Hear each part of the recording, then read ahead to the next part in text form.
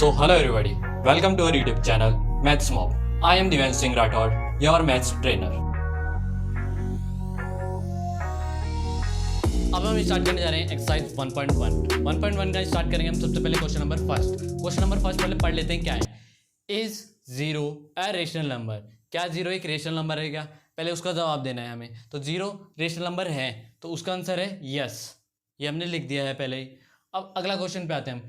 Can you write it in the form of P by Q where P by Q are integers हमें पता है क्या होते हैं, और यहाँ पे Q not equal to zero होता है, जो कि हमें पता है कि इस फॉर्म में हो सकता है। तो इसलिए हमने लिखा है कि zero is a rational number और it can be written in the form of P by Q. इसको हम पी बाई क्यू की फॉर्म के अंदर लिख सकते हैं। अब वो कैसे लिख सकते हैं, जैसे कि एग्जाम्पल के लिए आप बता सकते हो इसके अंदर 0/1, 0/5, 0 कुछ भी सेंस, मतलब इसके अंदर आप नेगेटिव नंबर भी ले सकते हो, 0/-3। तो ये एग्जाम्पल लेके बता दोगे तो ये आंसर आपका यहीं पे एंड हो जाएगा। अब इससे नेक्स्ट स्लाइड में हम करेंगे क्वेश्चन नंबर 2, तब तक के लिए आप ये नोट डाउन कर लीजिए। अब हम स्टार्ट करते हैं क्वेश्चन नंबर 2। क्वेश्चन नंबर 2 पहले एक बार पढ़ लेते हैं, उसके ऊपर क्या लिखा है। Find 6 rational numbers. हमें क्या करने हैं, 6 रेशनल नंबर फाइंड करने बिटवीन 3 एंड 4। तो यहाँ पे हमें कौन कौन से नंबर दे रखे हैं, 3 दे रखा है और 4 दे रखा है। 3 और 4 के बीच के अंदर हमें कितने रेशनल नंबर निकालने, 6। तो क्वेश्चन सबको समझ में आएगा कि 6 रेशनल नंबर निकालने हमें 3 और 4 के बीच में। हमने इसके लिए 2 मेथड पढ़े थे। एक तो मेथड फर्स्ट था जो कि आपका एवरेज मेथड था, और एक दूसरा मेथड था वो था आपका मेथड नंबर 2 डिनोमिनेटर मेथड। तो उसके अंदर हम क्या क्या करते थे वो हम सब जानते हैं पहले से, उसके कॉन्सेप्ट में आपके पहले क्लियर करा चुका हूँ। तो हम डायरेक्ट सबसे पहले हम करेंगे मेथड फर्स्ट से। मैं मेथड सेकंड से भी करके बताऊंगा, वो आपको नेक्स्ट स्लाइड के अंदर मिलेगा। सबसे पहले हम देखते हैं मेथड फर्स्ट।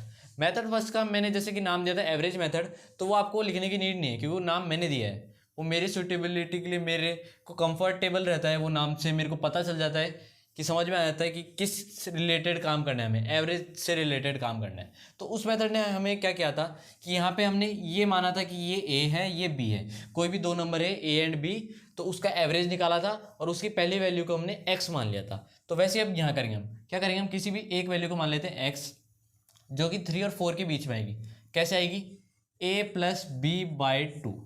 अब यहाँ पे ए और बी है क्या, ए मान लेते हैं हम यहाँ पे ए को 3, ए है 3 एंड यहाँ पे हम बी मान लेते हैं, बी है आपका 4। तो हमें वैल्यू कितनी निकालनी है, 6 वैल्यू निकालने के लिए टाइम लगेगा। तो अभी हम स्टार्ट करते हैं, एक्स की पहली वैल्यू निकालते हैं हम ये। तो ए क्या है 3, इधर ये दूसरा क्या है 4, 3 + 4/2 ये हो गया 7/2। तो यहाँ पे हमारी फर्स्ट वैल्यू आ चुकी है जो कि ये 7/2। 7/2 को हमने माना क्या है, यहाँ पे एक्स माना है, सो एक्स मान लिया। अब हम क्या करेंगे, यहाँ पे 7/2 को 7/2 ही रहने देंगे, इससे छेड़छाड़ नहीं करेंगे। अभी हम इसको एक फॉर्मेट में लिखेंगे जिससे हमें पता चल जाएगा कि x की वैल्यू आ गई जो कि किस किस के बीच में है। तो जैसे कि हम यहाँ पे क्या करेंगे, पहले 3 है, यहाँ पे अलग से लिख लेता हूँ मैं कि ये इसके नीचे लिख लेता हूँ। 3 है, 3 से बड़ी है 7/2 वैल्यू, और उससे बड़ी है 4। तो इससे हमें समझ में आएगा कि 3 और 4 के बीच में है 7/2। सो अब हम क्या करते हैं, 2 वैल्यू और निकालेंगे हम। 2 वैल्यू कैसे निकालेंगे, एक तो 3 और 7/2 के बीच के अंदर, और एक निकालेंगे 7/2 और 4 के बीच के अंदर। तो ऐसे कितनी वैल्यू निकल जाएगी, एक तो ये निकल गई और 2 और निकल जाएगी, तो टोटल 3 हो जाएगी। तो अब उन 2 को निकालते हैं। सबसे पहले हम क्या करेंगे, उन वैल्यू को मान लेते हैं, जैसे कि इस वाली को मान लेते हैं जो इन दोनों के बीच में निकालेंगे y, और इन दोनों के बीच में निकालेंगे उसको मान लेते हैं z। तो हम यहाँ पे लिखते हैं y = क्या लिखोगे, 3 + 7/2। ये तो 2 नंबर हो गए। अब इनका एवरेज करने के लिए क्या करेंगे, इसको 2 से डिवाइड, ये इसकी वैल्यू निकल जाएगी जो भी आपकी y की वैल्यू आएगी, और एक हम इस साइड में करेंगे जो कि आपका z मान लेते हैं। z = इसको कर लेते हैं हम 7/2 + 4, ठीक है, और ये डिवाइड हो रहा है 2 से। तो अब इसको हम सॉल्व करते हैं। सबसे पहले हम क्या करते हैं, यहाँ पे ऊपर वाले में एलसीएम लेते हैं। तो एलसीएम क्या आ जाएगा आपका, वो आ जाएगा 2, ऊपर 2 एलसीएम आते के साथ ये आपका 2 एलसीएम आ गया। सो अब ये क्या होगा, ये 2 इसके नीचे तो कुछ भी नहीं है, तो ये 2 डायरेक्ट ऊपर जाके मल्टीप्लाई हो जाएगा। तो 3 × 2 = 6। अब हमें पता है ये 2 और ये 2 सेम ही आ रहे हैं, तो यहाँ पे क्या होगा, एलसीएम ये पूरा डिवाइड हो जाएगा, इसका मतलब ये पूरा सेम वैल्यू आ जाएगी। तो ये हो जाएगा 6 + 7 और ये /2। अब हमें ये ऊपर वाला ही एलसीएम सॉल्व किया अभी हमने, ये नीचे वाला 2 भी बाकी है, तो ये लगा दिया हमने नीचे वाला 2। ये करने के बाद में अब इनकी वैल्यू देखो, इनकी वैल्यू टोटल आएगी कैसे, 6 + 7, 6 + 7 कितने होते हैं, 6 + 7 ये हो जाते हैं आपके 13 हो गया। और अब हमें पता है कि ये 2 है और ये 2 है, इनको हम सॉल्व कैसे करेंगे, इसका मतलब क्या है यहाँ पे, एक बार मैं आपको अलग से करके दिखा देता हूँ। जैसे कि यहाँ पे क्या है, ये अपना 13 है, 13 ये 2 और ये 2, तो इसको अलग से मैं आपको यहाँ पे लेके बताता हूँ। जैसे कि यहाँ पे 13/2 और ये होल पूरा 2 से डिवाइड है, ये कुछ है, तो इसको सॉल्व हम इस तरीके से करेंगे कि इसका कहने का मतलब ये है कि 13/2 ये भी डिवाइड हो रहा है 2 से, इसको हम ऐसे भी लिख सकते हैं कि 13/2 डिवाइड हो रहा है 2 से, इससे लिखेंगे। अब हमें पता है कि अगर डिवाइड का साइन चेंज करके हमें मल्टीप्लाई में करना होता है तो हमें रेसिप्रोकल करना पड़ता है, तो इस नंबर को हम करेंगे रेसिप्रोकल और यहाँ पे साइन आ जाएगा मल्टीप्लाई का। तो वही हमें वहाँ करना था कि जो ये आपका 13/2 है और उसके नीचे 2 है, तो हमें बस इतना करना है कि ये 2 है, ये जस्ट ऊपर वाले से मल्टीप्लाई कर देना है, इससे जस्ट ऊपर वाले से मल्टीप्लाई करते के साथ ये आपका सेम इस तरीके से ही आ जाएगा। तो यहाँ पे हमें समझ में आ गया कि 2 ये जो एक और बार डिवाइड हो जाता है उसको हमें कैसे सॉल्व करना है, तो ये समझ में आ गया। तो अब इसी तरीके से हम यहाँ पे सॉल्व करते हैं। हमें यहाँ पे क्या करना है कि इस 2 को ऊपर जाके मल्टीप्लाई करना है, तो ये 2 2 क्या हो जाएगा, ये हो जाएगा आपका 4, तो यहाँ पे आंसर आ जाएगा 13/4। अब हम इस साइड में z की वैल्यू निकालते हैं। z की वैल्यू निकालेंगे कैसे, यहाँ पे एलसीएम क्या आ जाएगा आपका 2 एलसीएम आ गया। अब यहाँ पे हमें पता है कि ये 2 पूरा डिवाइड हो जाएगा तो 7 का 7 ही आ जाएगा ऊपर, और उसके बाद में यहाँ पे कुछ भी नहीं है इस साइड में, तो अब ये 2 डायरेक्ट 4 से मल्टीप्लाई हो जाएगा, तो 4 2 8, तो ये 8 हो गया। 8 और 7 ये हो गए 15, इनको हम बाद में करेंगे। सबसे पहले अभी ये ऊपर वाला एलसीएम लेके हमने 2 किया है, अभी नीचे वाला 2 भी आएगा, तो ये 2 आ गया।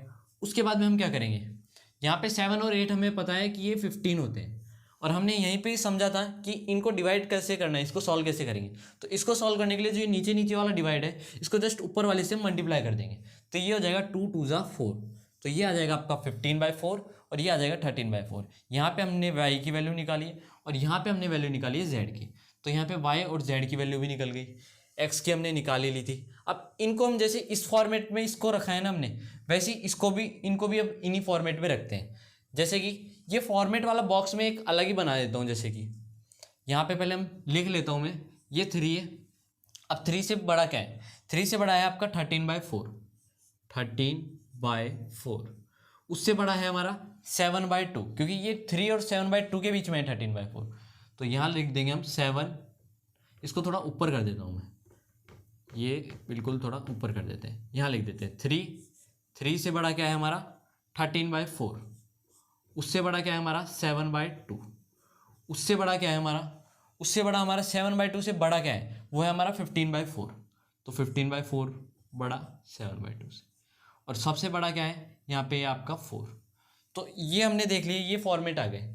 अब इसके अंदर हमने कितनी वैल्यू निकाल ली, 3 वैल्यू निकाल ली 3 और 4 के बीच में। तो वैसे ही अब इनको बॉक्स के अंदर हम क्लोज करके समझा देते हैं कि जैसे इस बॉक्स की हेल्प से हमने ये 2 वैल्यू निकाली है। अभी स्पेस नहीं है इसलिए मैं यहाँ पे थोड़े कंजेस्टेड तरीके से ही यहाँ पे बीच में ये बॉक्स बना के रख देता हूँ। आपको क्या करना है कि ये सॉल्व होते के साथ, यहाँ तक सॉल्व होते के साथ इस बॉक्स को आपके जो नेक्स्ट पेज, आपके कॉपी के अंदर नेक्स्ट पेज हो जाएगा, या उससे अगर नीचे जगह बचती है तो आप नीचे कर सकते हो। अब यहाँ पे ये इतनी जगह है तो इसलिए यहीं कर दिया मैंने। अब हम क्या करेंगे, अब यहाँ से हमें 3 वैल्यू निकालनी और है, क्योंकि हमें टोटल वैल्यू कितनी निकालनी थी 6। हमने एक निकाल ली 7/2, एक हमने निकाल ली है 13/4 और एक हमने निकाल ली है 15/4। तो यहाँ पे हमारी 3 वैल्यू निकल चुकी है। अब हमें 3 और निकालनी है। 3 और कैसे निकालेंगे हम, तो यहाँ पे हम 4 वैल्यू और निकाल सकते हैं। एक 3 और 13/4 के बीच में एक निकालेंगे, एक 13/4 और 7/2 के बीच में निकाल लेंगे, एक 7/2 और 15/4 के बीच में निकाल लेंगे, एक हम निकाल लेंगे 15/4 और 4 के बीच में। तो अब हम क्या करेंगे, इसके अंदर हम कोई भी 3 चूज़ कर लो अपने हिसाब से, उसके अंदर हम वैल्यू निकाल लेंगे। तो सबसे पहले हम वैल्यू निकालते हैं 3 और 13/4 के बीच के अंदर। तो हम स्टार्ट करते हैं यहाँ पे क्या करेंगे, हम कोई भी वैल्यू मान लो इनको, जैसे कि हमने माने थे x, y और z मान लिया।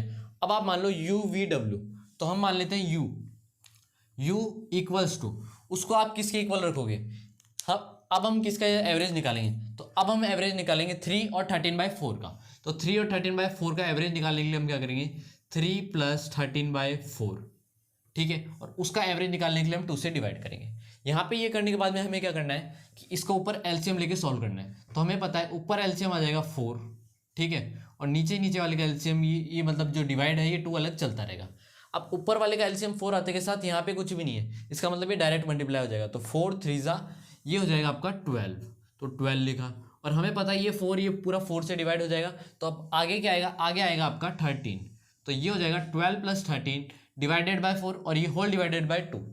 तो अब हमें पता है कि 12 + 13 कितने होते हैं, 12 और +13 ये आपके हो गए 25 हो गए। और उसके बाद में हमें ये भी पता है कि इनको सॉल्व कैसे करना है, इनको जस्ट ऊपर वाले पे मल्टीप्लाई कर देना है। तो इस 2 को हम क्या करेंगे, यहाँ ऊपर वाले में मल्टीप्लाई कर देंगे, तो 4 2 क्या हो जाएगा 8।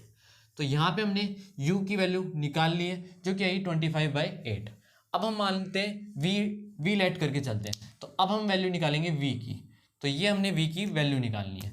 v की वैल्यू निकालने के लिए अब हम क्या करेंगे, किस किस के बीच में एवरेज निकाल लेते हैं, हम एवरेज निकाल लेते हैं अब 13/4 और 7/2 के बीच के अंदर।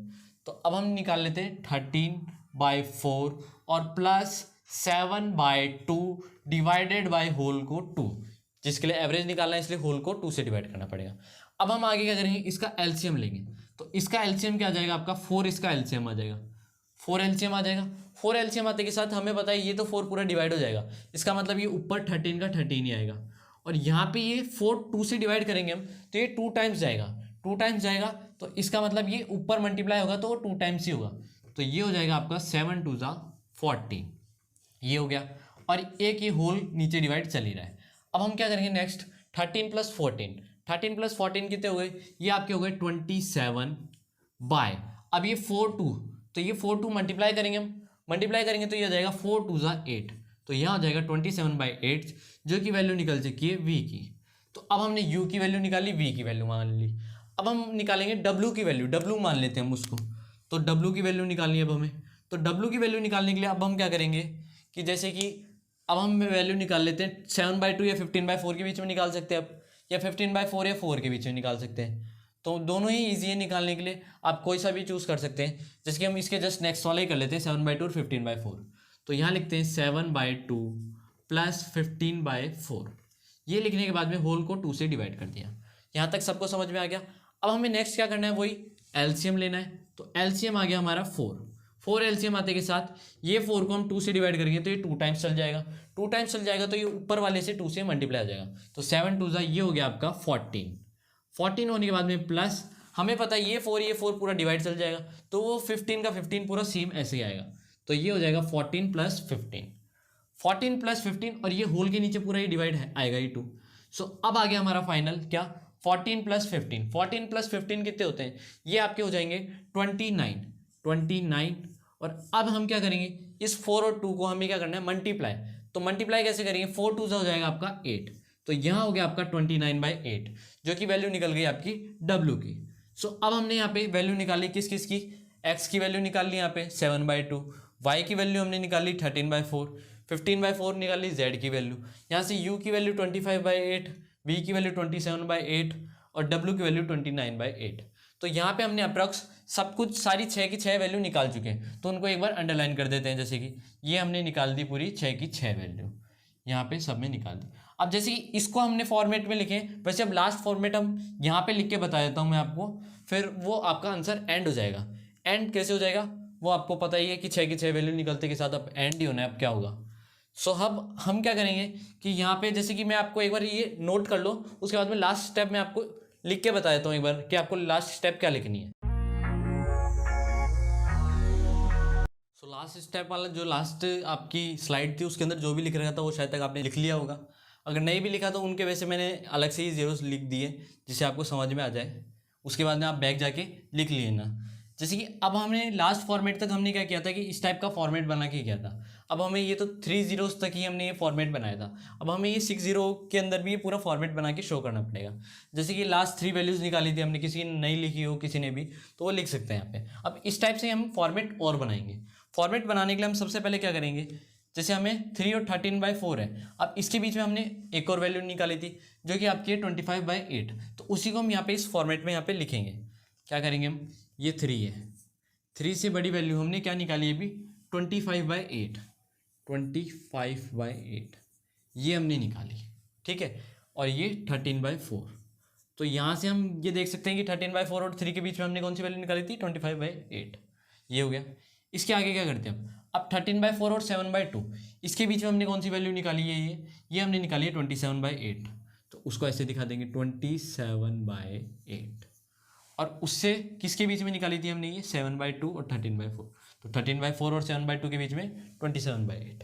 अब वैसे हमने 7/2 और 15/4 के बीच में एक लास्ट वैल्यू निकाली थी 29/8, तो वो भी हम यहाँ लिख देंगे, तो वो लिख देंगे हम 29/8।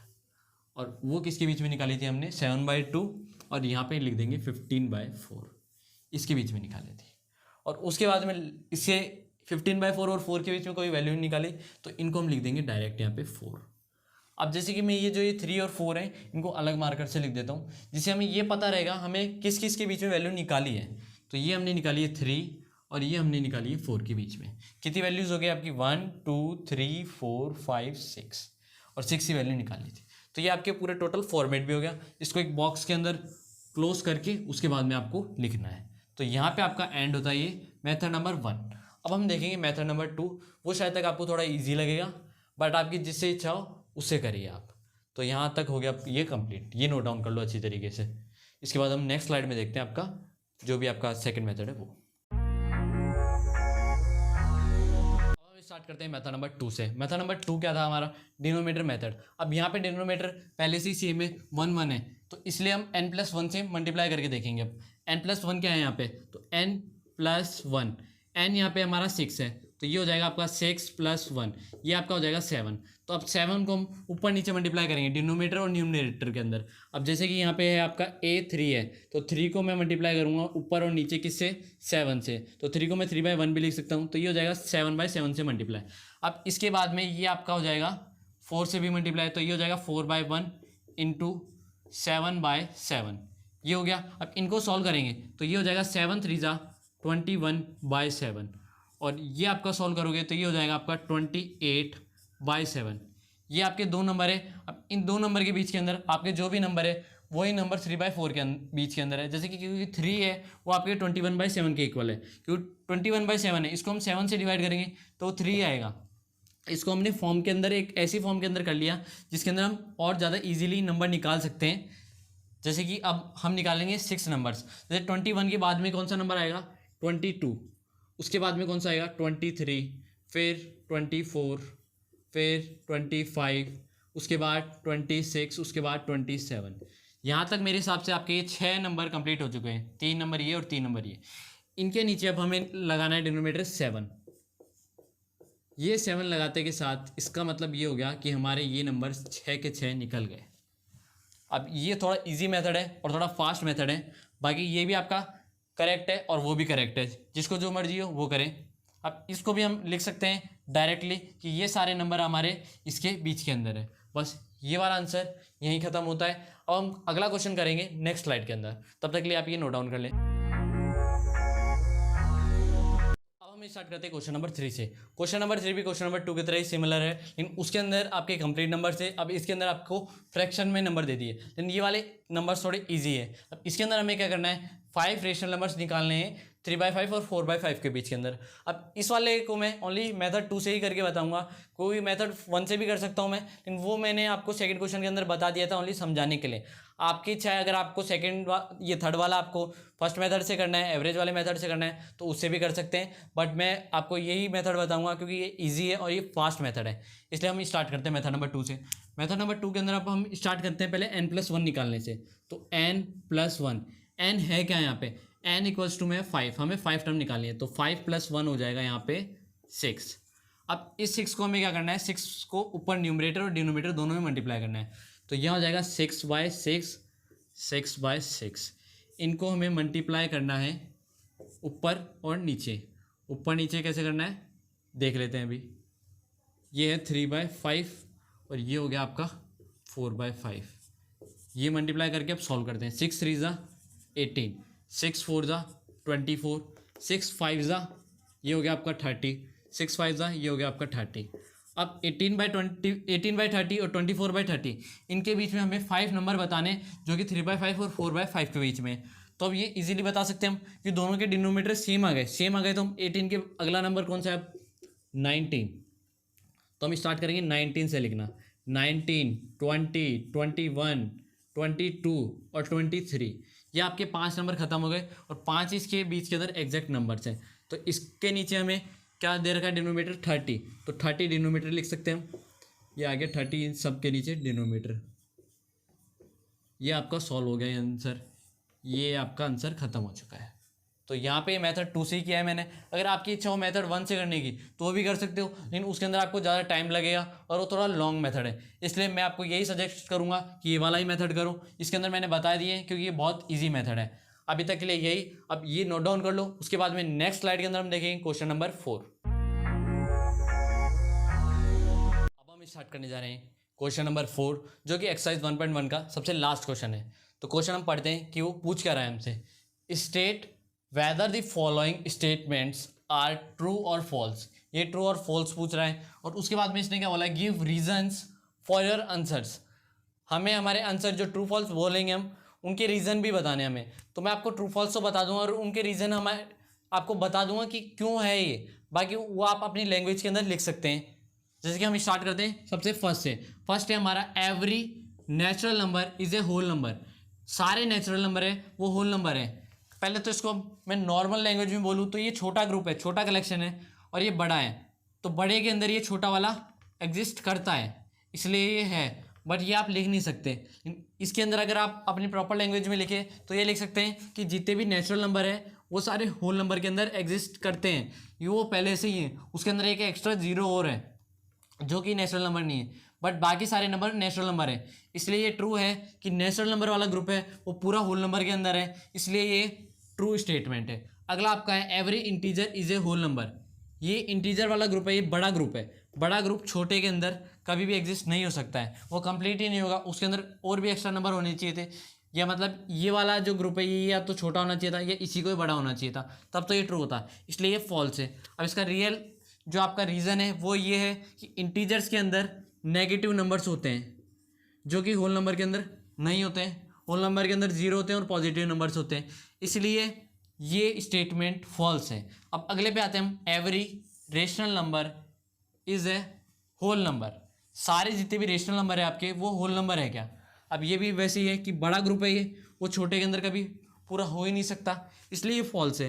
बट इसका जो रियल रीज़न है वो हम ये देखेंगे कि जो भी होल नंबर है उनको हम पी बाई क्यू की फॉर्म के अंदर लिख सकते हैं, पर जो रेशनल नंबर वाले हैं उनको वो सारे पी बाई क्यू की फॉर्म के अंदर तो होते हैं।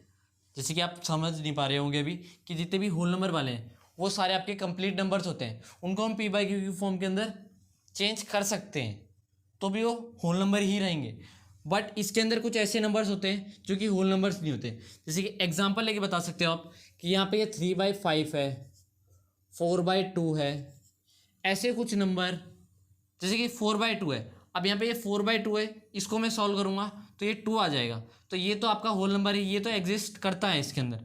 बट जैसे ये 3/5 है, ये आपका डेसिमल में आ जाएगा, तो डेसिमल में आ जाएगा तो ये आपके नंबर होल नंबर के अंदर एग्जिस्ट नहीं करते हैं। तो कुछ एग्जांपल लेके बता सकते हो आप कि कुछ ऐसे नंबर्स हैं जो कि एग्जिस्ट नहीं करते हैं होल नंबर के अंदर, इसलिए वो नंबर्स रेशनल नंबर कभी भी होल नंबर हो नहीं सकते हैं, इसलिए ये फॉल्स स्टेटमेंट है। ये आप रीज़न दे सकते हो।